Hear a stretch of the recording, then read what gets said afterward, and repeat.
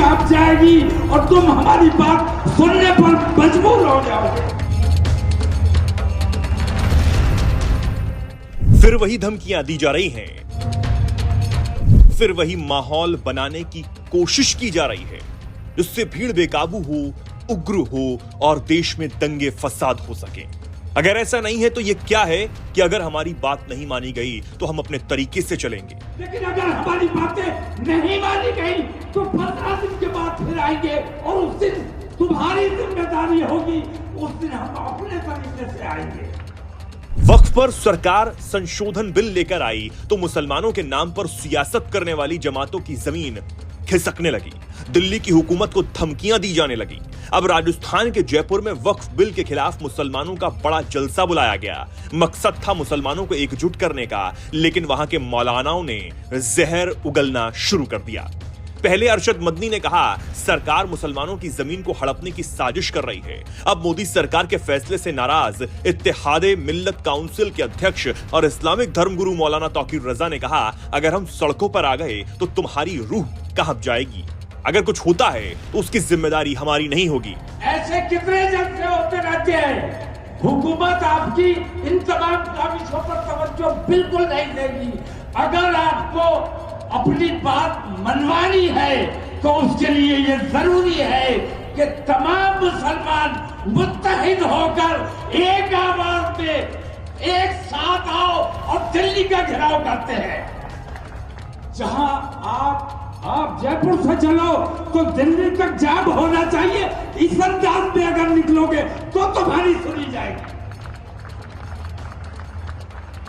ये ऐसी तादाद में निकलो, तुम दिखाओ कि हमारी तादाद को छुपाते हो। जिस दिन हम सड़कों पर आएंगे तो तुम्हारी रूह कांप जाएगी और तुम हमारी बात सुनने पर मजबूर हो जाओगे। यही नहीं, तौकीर रजा ने कहा अपने नौजवानों को कंट्रोल हमने कर रखा है, जिस दिन आउट ऑफ कंट्रोल वो हो गए तो तुम्हारे बस की बात नहीं इन्हें रोक पाना। हर शख्स मुजाहिद है, अल्हम्दुलिल्लाह हम स्ट्रगलर हैं अपने मजहब के लिए, अपने मुल्क के लिए, अपने मुल्क के लिए जद्दोजहद करते हैं। हमारे नौजवान बुज़दिल नहीं है।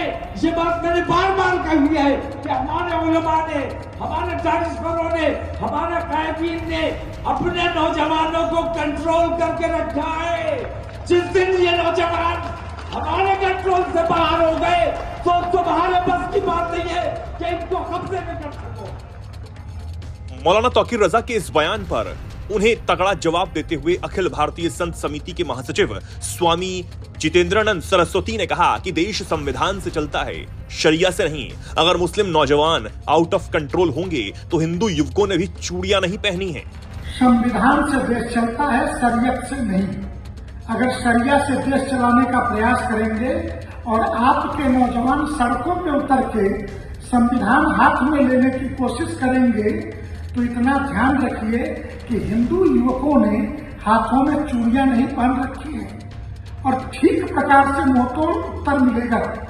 वहीं वक्फ बिल पर बोलते हुए स्वामी जितेंद्रानंद सरस्वती ने कहा कि जो एक्ट पार्लियामेंट में पास हो सकता है वो एक्ट वहीं से रिमूव भी हो सकता है। ये जो जमीनें गई हैं, क्या इन मौलानाओं के या इस्लामिक स्कॉलरों के बाप दादे गधे पे लाद के लेके आएंगे क्या? हिंदुस्तान के जर्रे जर्रे पे मुगलों ने जो कब्जे किए, ये कब्जा अब तो छूटना चाहिए और संविधान के दायरे में छूटना चाहिए। जो एक्ट भारत की पार्लियामेंट पास कर सकती है उस एक्ट को रिमूव भी कर सकती है, ये ध्यान रखिएगा। तो वक्फ बिल के खिलाफ एक मंच पर एक साथ होने की बात कही जा रही है, ये तो ठीक है, लेकिन समझने वाली बात यह है कि आखिर इस बिल में संशोधन से असली दिक्कत किसे है? क्या बिल में बदलाव को लेकर मुस्लिम कौम को भड़काना सही है? आखिर ये राजनीतिक रोटियां सेकने वाले मुस्लिम नौजवानों को आगे कर कब तक इनका फायदा उठाते रहेंगे? और मुस्लिम समाज इन जैसे मौलानाओं की असलियत कब पहचानेगा जो भीड़ को भड़काकर दंगे फसाद